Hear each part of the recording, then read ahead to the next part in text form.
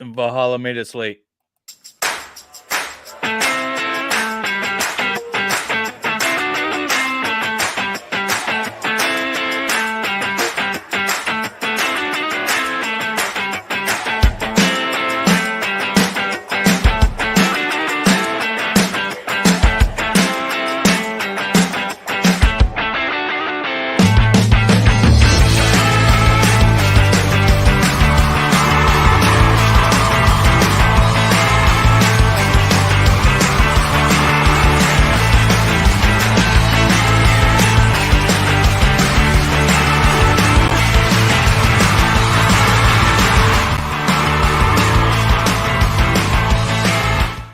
Welcome everybody to episode 12 of Barely Interesting. I love that song, by the way. I don't know why. Pretty good. I like it. I like it's it. It's sad. A really jammy intro. I enjoy it a lot. It's good. It's going to be sad tomorrow when I have to trim it out of my monetized stream. Are my streams like not up and running because I have like nobody here? We went from like 12 to like 6 people. I'm wondering if my streams are like up and running now. Hang on. Something went wrong. Try again. Oh, that's fun. What'd you do? I have no idea. Something went wrong. Try again. Yeah, it's really weird. With just your streams? I don't know. I've got a lot of people in chat, and I mean actively talking, and it just says that there are 2 people watching, so it might be a YouTube thing. YouTube has been acting awful silly here lately. Oh, here we go. Okay. Nope. Now, okay, now we're up and running. Oh my god. Okay. Woo. We're good. YouTube's having issues. I think we're good. I think we're just going to roll with it. Okay, so today we watched day 13 of Wisconsin versus Zachariah Anderson, and with that came the defenses, really the majority of their case. So we started out today, David. Who was our first witness? Well, our first witness is Corleone again from The Godfather. He did finish the cross-examination, or he took the stand first to finish the cross-examination. Not really a whole lot to say about him that really wasn't gathered yesterday and spoke about yesterday. But that was the end of the state's case in chief, by the way. So, and like I said yesterday, we moved into the defense's case in chief. Now, they start off with a good one. Out of all of them, they start off with a good one, and this is Avila. Is that how you say her last name? Julianne Avila or Avila. Avila, whatever. Anyways, she is the state's crime lab technician, right? So she's the state's own expert being called for the defense. That's usually a really good thing, and they did do a really good job with her on direct. However, on cross-examination, I feel like they. Like all the hard work sort of got knocked back down a bit, particularly with the one question of, based on your experience, when you looked at that stain, did it appear to be blood? And she said, well, it appeared to be blood, and it looked different than the other stains, right?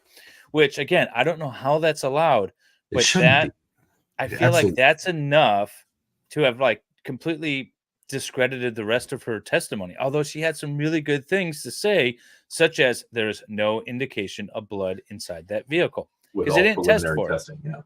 Yeah. Now there were a couple issues with her testimony that I don't think that the defense did a good job following up with. She mentions that there were bleach wipes in the van. Now, independently, we've looked at Clorox wipes. Clorox brand wipes do not contain bleach. And the defense really failed to assert that.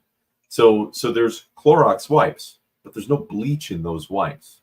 So we have a failure to really express that to the jury itself, because the shopping that we've already covered and buying these wipes was supposedly something that was meant for some sort of crime cleanup, but then we don't have complete information. So this is just another example of the defense dropping the ball on the case today. Yeah, definitely. That yeah, I know something's going on with the views, Valhalla. I don't know. But yeah, so that was a huge problem that the defense dropped the ball. And again, I really was when I was watching this trial the first go around, I was thinking the defense doesn't have to do much of anything because in my mind, there's not enough to connect the dots here. But as I'm rewatching it, knowing that he's found guilty, I'm looking at potentially some of the shortfalls. And unfortunately, there's a lot when it comes to the defense. So I don't know. It Is there did anything else feel you want like to say? it did feel like Nicole kind of ran away from this witness instead of questioning her and getting to some of the meat and potatoes rather. Which she got a couple of points out. There was a really good strong line of questioning where she was talking about the cleanliness of the van and the state of the van, and got her to say repeatedly that the van was full of clutter and that it was not clean. She actually said about a whole area of the van that were presenting pictures for. She said, "What was it cleaned?" Was Julianne's testimony in response. Cleaned? No. Like it was like an absolute, it was definitive. No, it was not clean. But that it just felt like that whole exchange was lost on the jury. It is not a clean van. It was not cleaned. It was cluttered, full of filth, and disorganized. And people just didn't seem to pick up on that. Yeah, it should have been emphasized a little better somehow or another. Agreed. Yeah. That's the main issue. I feel like everything is just sort of kind of limping across. Right. And they're like not you're taking getting the right questions answered, but you're not emphasizing what that really means in the bigger picture, right? Yeah. Exactly. Like, yeah, it was dirty, but that then means that you have everything. Nothing got cleaned in the van, right? If it's dirty, then he very obviously didn't use Clorox wipes to clean the van and it's spotless. It just needed to be made. It needed to be pushed one step further. Yeah. And you said that there's what appears to be a bleach stain, but then there's wipes that don't contain bleach, even though you just said they're bleach wipes. There's just so many holes in how they could have really cemented the argument to the jury, I think. David, I was just looking back at my notes. There was one thing about the rest of the state's case that I wanted to point out, and that Gravely spends a lot of time talking about the void of cell phone activity this morning.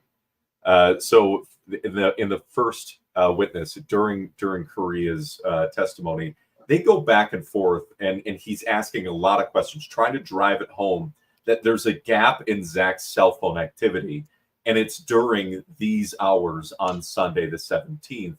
And the defense's response is, well, there's other gaps in cell phone activity, but it's during other random times. It's not, during like the 7 p.m. to 11 p.m. time shift or time window. And I just wanted to point out that like this sort of insanity that we're now using the lack of evidence as proof, as evidence, right? Is just something that bothered me so much. As I mean, they wasted almost an hour trying to just get this information in, just to try and establish that it must be the time because the cell phone wasn't moving. But that doesn't actually mean that a crime was being committed at all. Not at all. Not even a little bit. There's a lot of other reasons why a cell phone wouldn't move. So certainly not proof. Right. That's the thing. It's like the absence of proof is proof. And that's what I was trying to say yesterday when we talked about a lot of the statements that Zachariah made to the police. Even if they're innocuous statements, they're using them against him. And that's why you don't ever talk to the police. So hello, Susan. But yeah, so there were a lot of issues with that as well. I wanted to catch up to who I feel are the two biggest failures, defense witnesses today by the defense, and it's these two individuals. This is Jennifer and Nathan, and why I think they're a failure. So it's clear that the defense was calling them because they made statements to the police at the time that they didn't hear anything on this particular date at this particular time. The problem is that both of them testify that we were probably sleeping. That is a clear indication. Also, I want to say about, was it Nathan? Nathan's testimony, he said, the question is you made a written report, or did you make a written report to police? And he says, I don't know. And she said, well, if I showed you something, would it refresh your memory? Showing the written statement, obviously refreshing his memory. Why wasn't that discussed with this witness before you put him on the stand? So he knows there's a written report because you gave it to him to look at before he got on the stand. Absolutely. That means that the defense had never actually talked to them about their report. Nope. And this was a wasted opportunity. Tremendous. Yep. Yeah. And I mean, the state went through the diligence of bringing everyone in to meet with Gravely one-on-one, and, and somehow get multiple witnesses to change their testimony. But the defense couldn't be bothered to meet with the witnesses before this homicide trial. And that was the same thing with Zach's friend, your friend. What's his name? Anthony?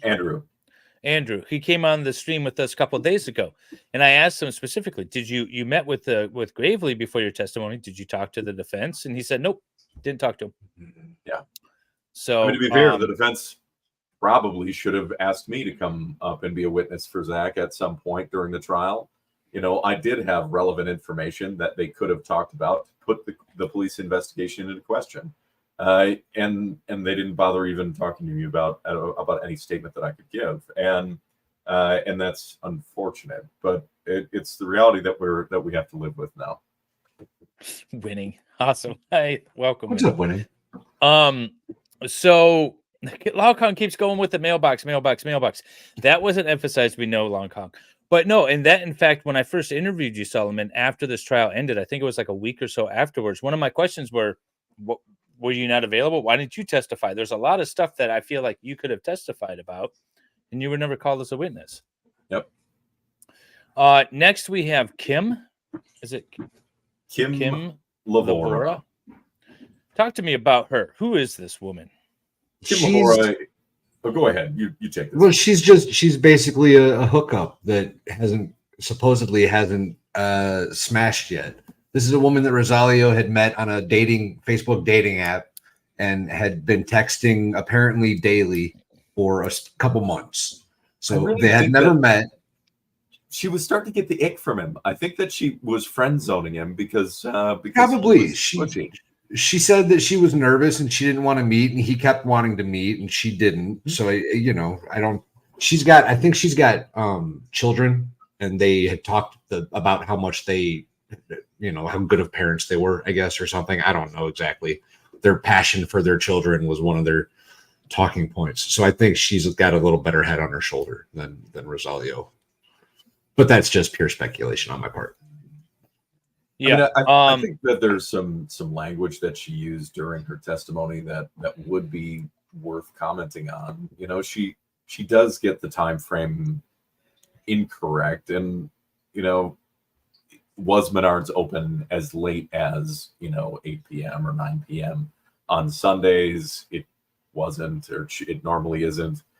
So I don't know that would be accurate, or maybe Rosario was lying to her. I don't know. I would assume Rosario was just giving her a line. But then what do you she think, also says when it happened. She uses what do you think the phrase yeah, I'm sorry. Yeah, I cut you off with the thing you wanted to say. Yeah. Way to go, jerk. You did. But she uses the phrase when it happened. But when what happened? I mean, the state is asserting a narrative, but that doesn't mean that she knows what happened. She says when it happened, when what happened, and when did that happen? Because we don't have a concrete timeline on exactly when whatever it is happened. We have conflicting evidence. It certainly should have been inquired further about. And the defense never even bothered catching it and following up on it. Like, what do you mean when it happened? They never chased it. And maybe because they didn't want to give it attention, I don't know. But I can say that the verbiage is strange. It is very strange. And this isn't the first time that we have some weird verbiage, or the only time, I should say, in today's testimony, especially with some of the things that Gravely says. But Get wrecked, Gravely. I don't understand. Gravely. Get wrecked, Gravely is our theme for today. He has a lot of issues. Now, I don't know what the purpose of this witness was, Kim. What was she trying to establish? I mean, what I'm the defense counsel. I'm thinking, what information is this woman presenting other I than think what she was trying to do is explain that Sadie wasn't the only woman in Rosalio's life, but I don't think it came across that way with this witness. I think that she had to have again been more straight to the point. I think she left too many things kind of flailing. I mean, that's the impression I remember getting when I was watching the trial. I went back through my notes and it was like, I think I even put down there like the victim was a player. That's what I put down in my notes. So I get that, but to help advance the narrative, I don't know. Because there's the idea like, well, maybe the whole meetup thing with the first Facebook girlfriend that testified, maybe something went off there. She was really cagey. The timeline didn't work. The messages didn't work. The fact that she went to the wrong place didn't work. Something was up there. She knows more than she's claiming. But now if you throw another woman in there, then the first one becomes just another woman in my mind. So that's what I'm thinking. Like, did this really advance anything? So then we get on to James Kendall, whatever. Kendall. Yeah, not even close, bro. If it matters. Colonel Sanders. Just call him Colonel Sanders for Christ's sake. Colonel Sanders. What did Colonel Sanders have going on? Let's see here. What do my notes say? I mean, I will say that the state did drop the ball, or not the state. The state really recovered and turned Kim Lavora into their witness. They really pushed the dad of the year narrative that they had been pushing with Rosalio. And they were, did backfire. That backfired with Kim. That's what was in my freaking notes. And they were allowed to continue to push. There's an objection from the defense and the prosecutor. Now, David, you know the rules of evidence and how it's supposed to be presented. But the argument that Jessica makes to the judge is that they need to establish that Rosalio is dead. So they need to make this statement or follow this line of questioning with the defense's witness.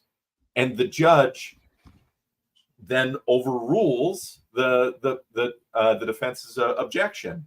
And that didn't seem proper to me. Why is the prosecutor arguing that they need to make their argument with the defense's case in chief?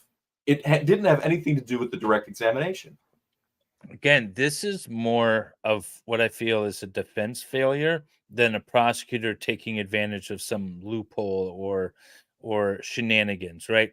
Because any witness that's called, you can use to help prove an element in your case.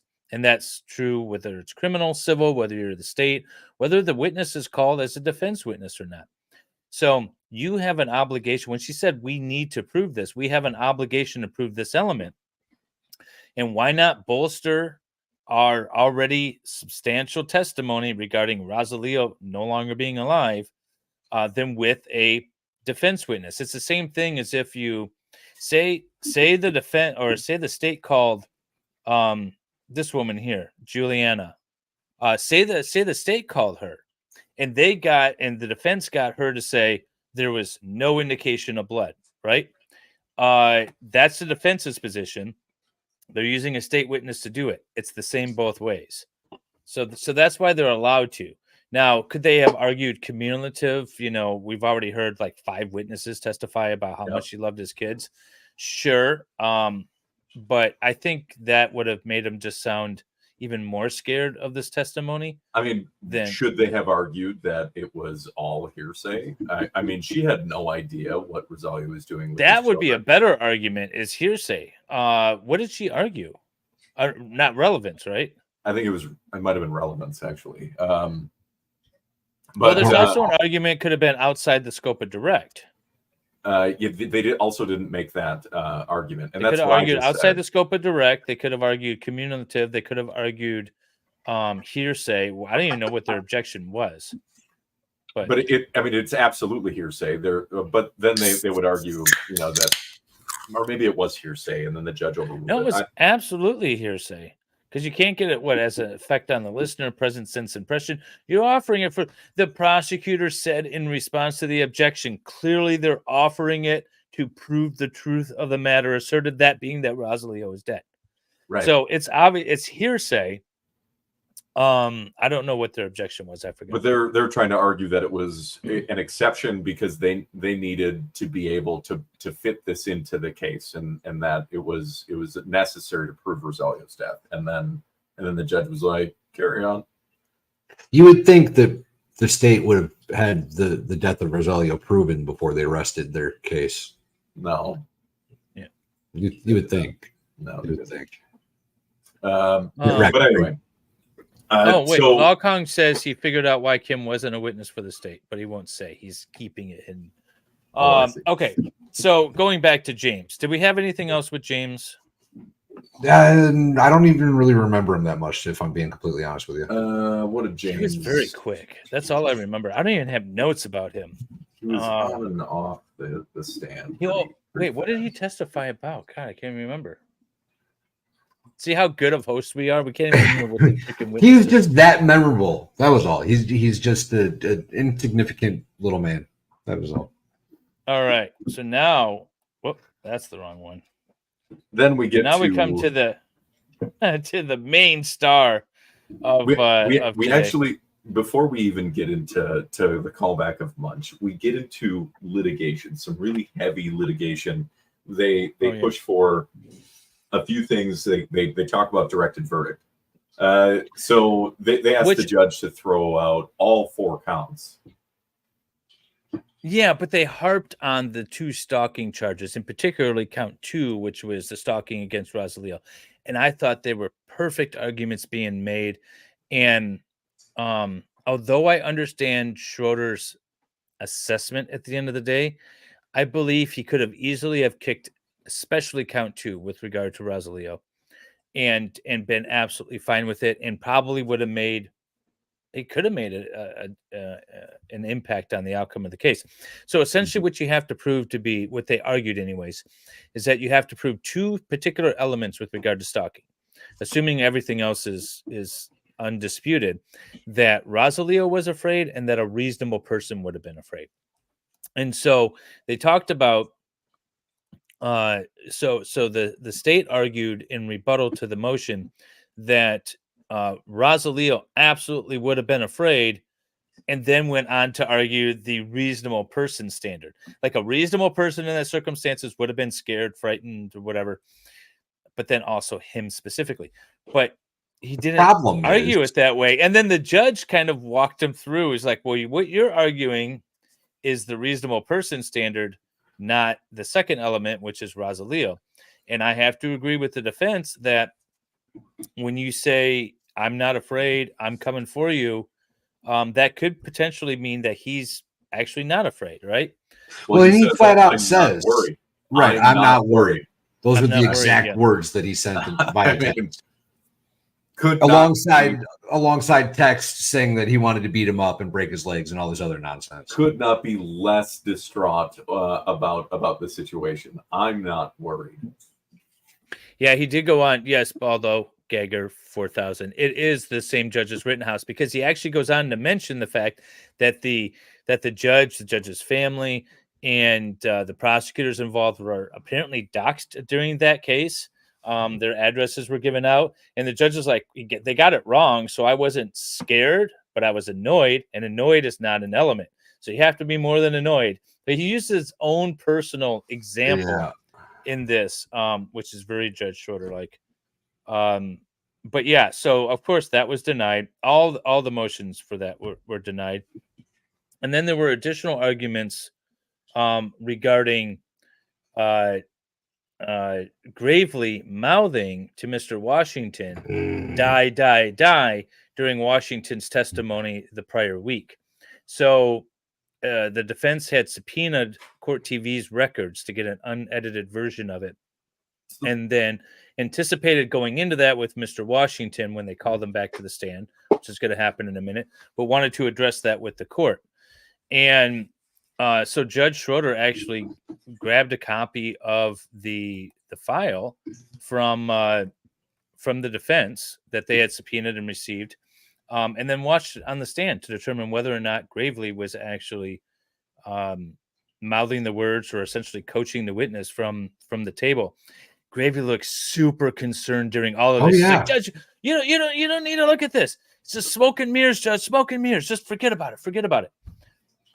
He was super nervous during all of this.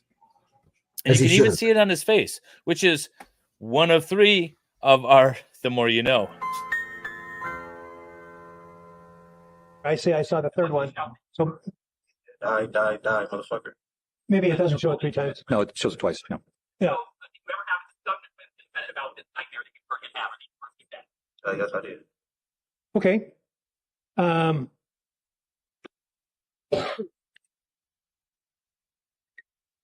gonna keep this.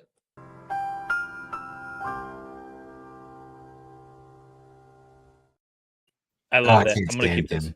I'm going to keep this. Not accepted as evidence. Not it's how he's clearly pissed about, about that. He's very angry about it. Now there's gravely in the beginning of that, or are you trying to go back? There was one thing that I wanted to mention about the directed verdict conversation before we jumped off of it, and that Gravely convinces the judge to ignore all of the directed verdicts using hearsay and persuasion and a circular argument to try and tip the judge off the edge. So the judge is working through the problem in his head and thinking out loud. So the judge is like doing this thing where he's talking about his personal view or what he's processing from each side of the argument. Gravely inserts himself into the judge's personal narrative and then uses hearsay, unproven, unpresented evidence, and calls the spot blood in the van, which is an opinion, and all this other stuff to try and convince the judge that that he should not throw out any of the charges. Not only does Gravely call it blood, he identifies it as specifically Rosalio's blood was found. Yeah.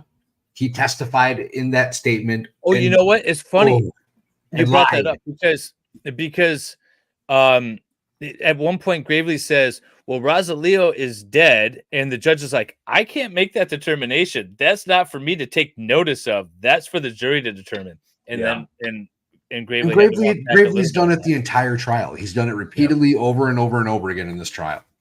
Yeah. So anyway, so back to the mouthing incident. So we had quite a bit of discussion about that. Now they didn't play it for him initially. They talk about it and then they bring Munch out. They then wait until it's brought up in questioning because the judge decides to defer until the moment to decide on whether or not it's even going to come in, and then has to kick the jury out in order to address this issue, and then watches the video. So just so we're on the same page. Right. Well, in the video, take note as well. In the video, the defense, everybody's seen the video, right? We all saw it in real time. It's blatantly obvious that it was simultaneous, right? It was happening at the exact same time. And if you watch the video back today, you can tell when Gravely stops answering his question and starts mouthing. It's still in the clip, right? Gravely finishes his question and then mouths along with him. So it's very blatantly obvious that it was simultaneous. Get wrecked, Gravely. And on top of that, everybody in the courtroom identified it as such. Even Schrader eventually came around and was like, yeah, it's pretty obvious that this is simultaneous. Gravely maintained that he said it after the fact, and after Gravely said it, then Munch repeated that lie. And yeah, which is an interesting position to take. And Gravely stuck to lying to the judge about how it was twice the entire time. Oh, I didn't say it a third time. Oh, I said it twice. But the judge says it appears that you're starting to say die the third time, and the court feed cuts. He calls him out on it. The judge calls him out on lying to him in the courtroom. Actually calls him out. The evidence is in front of the judge's eyes, and Gravely still lies to him. And this is one of those pieces of the ethics that we were talking about in episode 1. This bad man theory. He's lying intentionally. Why? Why is he defrauding the court? Because he is scared of what this witness is going to testify to now that he's been recalled as a defense witness on direct. And he's so scared. You can see it in our next episode of The More You Know. And I'll just summarize these, but you had said that he was sleepless and Objection. This is all leading. So this is a recalled witness. I'm object leading. Well, Judge, first of all, this is originally the state's witness, so I would ask for some leeway to treat him as a hostile witness. I think that's fair. I'm going to overrule the objection. Go ahead. Well, you were in on a federal case, right? I am federal MA, yes. Right. And in KCDC, there's that's one of the facilities that the federal government uses to hold federal prisoners, right? Objection leading. Hold on for just a minute. What the purpose of these facilities are is where it's a yes or no question. Leading. What he knows, and again, this is. I guess what I'm is there a dispute about a particular issue? There isn't. I'm hoping we will get to something as opposed to. Your objection is overruled. Thank you.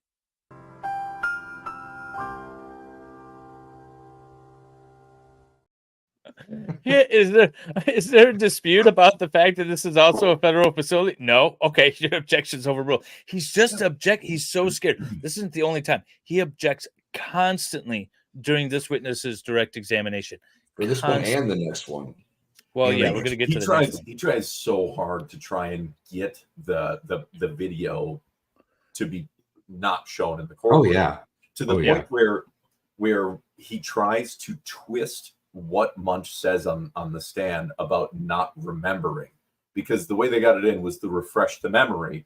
So they removed the jury from the courtroom because a refreshing memory or presenting evidence to refresh memory is not normally seen by the jury. So the jury is removed from the courtroom. They play the video to refresh the memory, and Gravely makes the argument that he said that he doesn't remember. He says he doesn't remember. Which is different because Munch actually said, "I'm not sure." Yeah.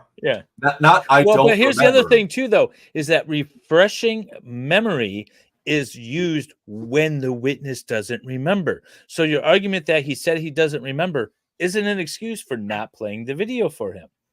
That's exactly the point of playing the video for him.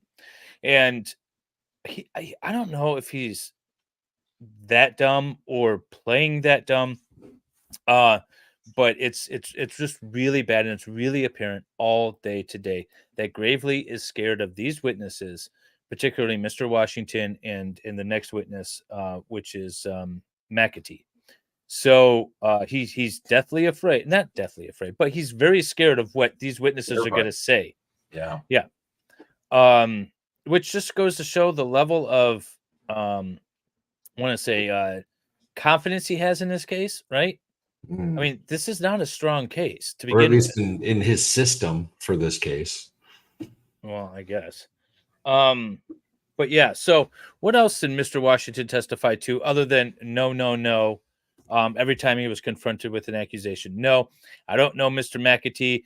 I never stayed with him. I didn't talk with him. We can't hear anybody in the cells.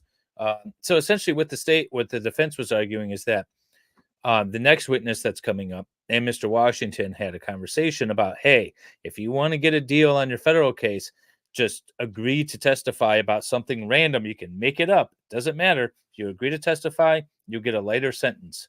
Jump on the case is what they refer to it as. Yep. Jump on the case. Yep. And he denied it. Nope. No idea what you're talking about. Never heard of such a thing. Oh my God. People do that. Are you an informant? I wouldn't say, if that's the word you want to say. He was very shady and shifty the whole time. I mean, he's clearly an intelligent person, right? Very much so. He's very much so. He's smart enough to keep up with the prosecutor as the prosecutor is feeding him information on how he's supposed to answer his questions. He picks up pretty quick on how to interact and what to respond, to the attorneys, and then to deny and play stupid with the defense. He did a good job of that. He's really good at that. And I mean, there's a reason why he's out now, because he knew to play the game. And so he did. 6 times convicted or charged. I don't remember. He knows the game. He knows the game, and he's playing dumb.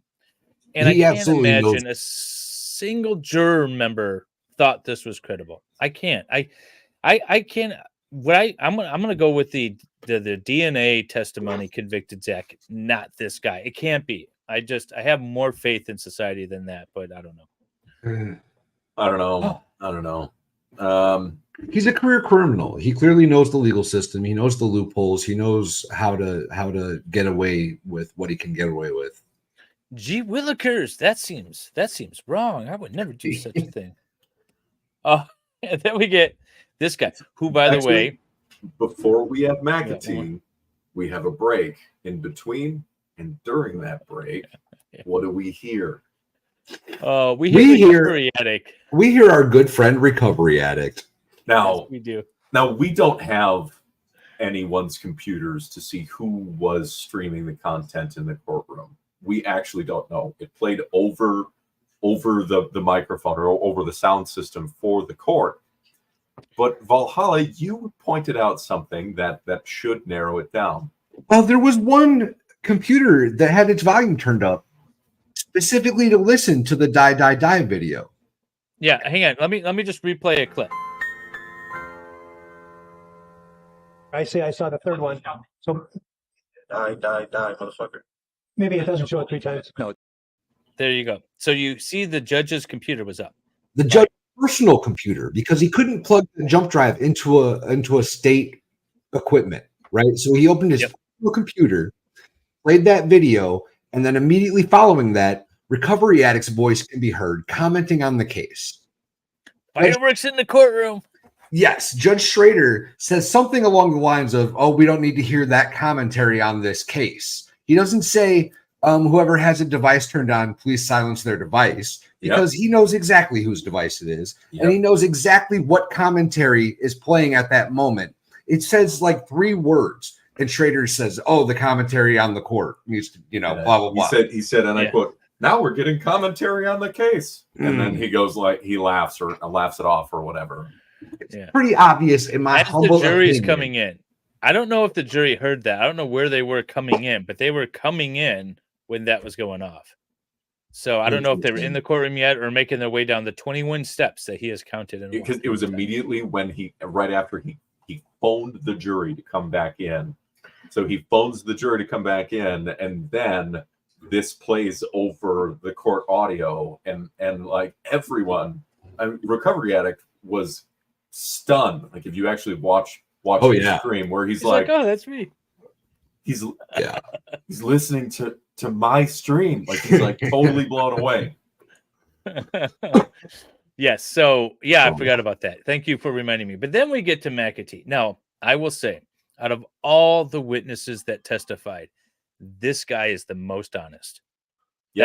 That's my gut instinct, because eventually on cross, he's confronted with smuggling drugs into the jail, and he's like, "Yeah, I did it. I have a drug problem." He owned it. He took responsibility for it. And he is the most honest, I would say, out of all of the witnesses that testified. I really liked him a lot, but he's going to testify, or he did testify, that in fact, he was offered a plea deal as well. He was offered a plea deal the same as Mr. Washington, but he decided to turn it down because, by the way, he was offered the plea deal because he was bunked with Zachariah for a few weeks or a month or whatever it was. 2 separate stints. Two separate. Yeah, 2 separate. For a couple months at a time. Yeah. Yeah. And so, but he was offered a plea deal. Do you think Gravely wanted that plea deal in? Not anymore. Getting back to what we were talking about before in terms of there's no agreement right now, but at some point there was some sort of offer? Objection. This is irrelevant, and there is absolutely no way that there's relevance in this situation, Judge. Calls for hearsay. I don't agree with you. The objections are will. Was there a point where your understanding, without saying who said what, but your understanding about whether or not there potentially would be a situation where you would testify for the prosecution? Yes. And what was your understanding? My understanding was that. Okay. Sorry, sir, I apologize. I'm sorry, but could he finish his answer? Wait. You have to make an objection, I assume. Yep. Objection. It sounds like it calls for what his attorney has informed him, since I'm not aware of any other basis, and that would be hearsay and would be an improper area. Do you want an attorney to testify? Well, I would suggest to the court that Mr. McAtee is not the person who should be able to report that because it is hearsay and is not appropriate for him to talk about that. Well, then Mr. Gravely is going to be a witness because, please, well, no, because please, it's not hearsay because it's not being offered, I assume. Well, This face well, it he is hearsay, makes. but I think it's an exception under the what is it, subsection 4 plan. So the question is really inquiring into whether he's been asked about whether there had been a deal discussed, and of course he would gain awareness of that through his attorney, but it's not being offered to prove that there was a deal, but rather what his intent was. So the objection is overruled.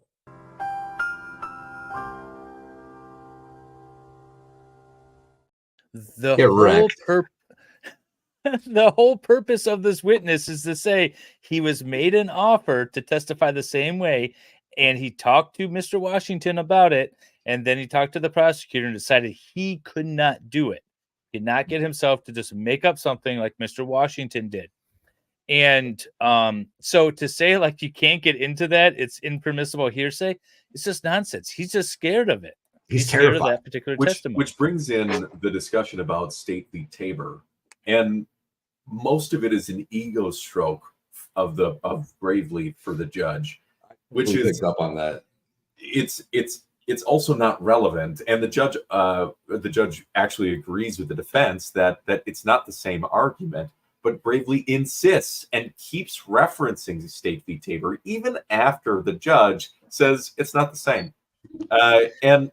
Well, but also every time that he mentions State v. Tabor, because this is a case that Schrader wrote the opinion on. He made the decision, the appellate court upheld it, and now it's a pride thing for Schrader, right? Every time Gravely mentioned it, he would be like, well, I agree with your legal analysis of the situation. Ha ha ha, all chummy about it. Like, yeah, it was a great case that I did. I know it was a great case. Every single time it was mentioned, he giggled like a little. Let me give you guys some background, because we looked up this case. We looked up various versions of it, and essentially what it is a guy was charged and convicted of SA with a child, and the issue was whether or not they could use a prior conviction and the absence of an allegation from another child in the home, whether or not that was appropriate to exclude the absence of the other child not being touched and the inclusion of a prior conviction. That's the only issue. It's not relevant at all. But Gravely mentions it over and over and over and over and over. Something like a half a dozen times at least. It has no bearing on this. He tries to say that it's impermissible hearsay. It's not relevant. He tries to say it's not relevant. But that's not what the case is about. But he keeps using that case because it was a sustained case that went up to the Court of Appeals. And in fact, it came back down. It went up in like 95, and then 2005, I think, was the most recent, or 2005 or 2007. Wasn't that long ago. It's fresh enough in the judge's mind that he knows, like, yeah, this is a case that got sustained. So in that case, what is greater latitude to define? So essentially what they said is that when you're dealing with a crime that has a historically high recidivism rate, that you're given the court allows greater latitude to admit prior bad acts or other bad acts in conformity with this particular crime. So they use SA as an example, but there was a great dissent in a couple of cases that talked about, like, that doesn't make any sense. Oh, I should have pulled it up. I didn't. I tweeted it out. I can quote you. It says, and I quote from the Frederick dissent: "It is a device that permits judges to circumvent the law by making it highly probable that defendants will be found guilty, not on the basis of facts proved in the prosecution of the crime charged, but because they have allegedly been involved in SA in the past. The rule is unworthy of a jurisdiction which seeks to do justice. It should be repudiated in toto." This basically says that when you're using other acts to try and convince a jury when you don't have a proper prosecution, like in Zach's case, then a prosecution that does that to try and push a narrative that other bad acts are the reason why you should convict this person, not the actual fundamentals of this crime, that it is unworthy of a jurisdiction which seeks to do justice, and it should be repudiated in toto. That is an insanely powerful statement, and so I just figured out what Gravely was trying to say here. What he's trying to say. So this witness, this current witness on the stand, is testifying that the other witness, Mr. Washington, is committing bad acts, and that any impeachment of that is irrelevant based off of the holding in that case. And that's what he's trying to argue. That's the argument he's making? Yeah, because at one point the defense brings up the fact like that case was about a victim alleging against a defendant, not a witness alleging against another witness. Right. So this case doesn't apply. That's exactly what he was arguing. Yeah. He was saying that it was improper for this witness to use the prior bad acts of this witness to impeach this witness. Y'all, we've been trying to figure out why he was citing this law. It just popped into my head. We've been trying to figure it out all day, y'all. But that's not what he was doing either. It wasn't based on the bad acts. It was based on the relevant information that exchanged between them. He was a witness to it, and so he was expressing that to the court. And so it's still a mischaracterization of what that case law is. So well, that's what Schrader ended up deciding in the end, right? He said it's not because of this law, but I'm pretty sure it's still somewhere in the law that this is the way to do it. Yeah. So okay. So let me try to explain it. So it makes sense now, at least. Mr. McAtee is being called to impeach the credibility of Mr. Washington. All right. Mr. Washington said he was the confession witness, right? Zach confessed to this guy. And the argument from the defense is that this guy is basically just making it up in order to get a better deal. So in addition to calling him to the stand to inquire about Gravely mouthing these words to him, they also call McAtee to the stand to say, yeah, I was made the same thing. I spoke with Mr. Washington about it. Mr. Washington said, oh, yeah, just make something up and you'll get a sweet deal. It doesn't have to actually be the truth. Mr. McAtee said, well, I'm not about to do that. And I'm going to turn this offer down because I have nothing to offer the state as far as testimony against Zach, because Zach didn't say anything. And so what the state is trying to do is say that this witness is not allowed to testify regarding this guy lying, essentially. Hopefully that makes sense. It finally does. We've been trying to figure it out all day, y'all. But it's still. And the judge said, and the judge sustained it to some extent, but still allowed him to be questioned about whether or not they had discussions and what they talked about. So Gravely tries to insert a case within a case by going deeper into lines of questioning with the witness to try and get some other sort of bad information on the record in front of the jury, even though it was totally improper. He's called out for it. He's denied the continued questioning to a certain extent, but he already rung the bell on a number of well, there was a part of that line of questioning at the end that really started to bug the snot out of me. And tell me if this is something that should have happened in a courtroom, because it didn't seem right to me as an idiot goat farmer, right? Schrader at one point, every single question is being objected to. And Schrader at one point, instead of making a ruling on each objection, says, I'm just going to give you 3 minutes total to ask whatever the hell you want, whether it's good, bad, or illegal. Basically. Yeah, I added that was frustration. That was frustration with the counsels. Yes. That's what that was. That was extremely, that was just frustration. Yep. I'm done with dealing with you. I am done suffering you. You got 3 minutes, go, we're done. And that's exactly what that was. We had the same thing actually in the immigrant shooting thing, the border patrol in Arizona. The same thing. The state was limited to like 30 minutes to cross-examine this woman, and you're done. So with that though, we are done for today. That's it. Yeah. So we ran over. You're welcome, Jung. Tomorrow's a big day. Tomorrow we have day 14, 15, the verdict and sentencing. So it's a long stream, but we're here to talk about all of it. We're going to get through the rest of the case tomorrow. So don't miss out on that. It streams on my channel at 9 a.m. Eastern. It streams on Solomon's at 8 a.m. Central. What is the name of your channels, gentlemen? Solomon Says. Solomon Says. Check it out. And then I am MLS God of Law. There we go. I am Valhalla Awaits. Yes. And then it's a pretty long stream. It's about 8.5 hours, something like that, for all of those days to be woven together. But it felt like the right way to do this.